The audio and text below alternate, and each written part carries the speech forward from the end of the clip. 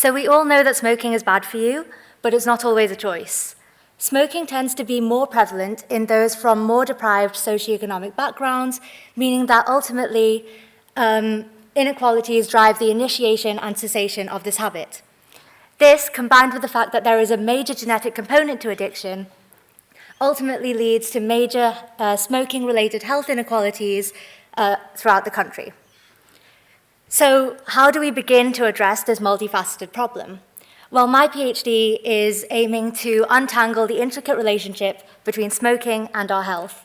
But before I get into those details, I want you to imagine your body as a planet where each organ is a different country. There are plenty of regions within these organs, which you can think of as being different cities, all of which are populated by cells that are given different, important, and specific jobs to do. So my project is looking at exactly how these cells in the different cities of the lung are affected by smoking cigarettes and e-cigarettes. And to do that, I'm combining two important techniques. So the first technique is called volume electron microscopy. So the thing about these cells is that, like people in different professions, they will be equipped with different sets of specialized tools that allow them to do their job properly and keep your body healthy.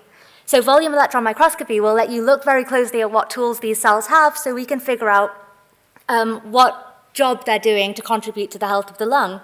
For example, if you see someone in their day job using a stethoscope and a thermometer, you can reasonably deduce that they're a doctor or a medic of some kind. And we can make those same sorts of inferences when looking at cells to figure out what their role is in the overall function of the organ.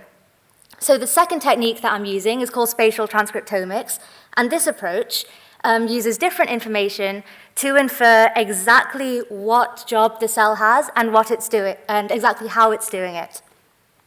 So the benefit of using both of these techniques is because there are some jobs that are quite similar, and so we'll use a lot of the same tools. So if you think about a doctor versus a nurse, they're doing slightly different jobs, but there's a lot of overlap, which is one of the limitations of only using volume electron microscopy. So combining these two techniques will offer a really powerful insight into exactly how smoking cigarettes and e-cigarettes affects different regions of the lung, and hopefully these findings will pave the way into developing smoking alternatives that don't harm the lung in the first place, and potentially informing the development of therapies that can restore the lung back to health after smoking.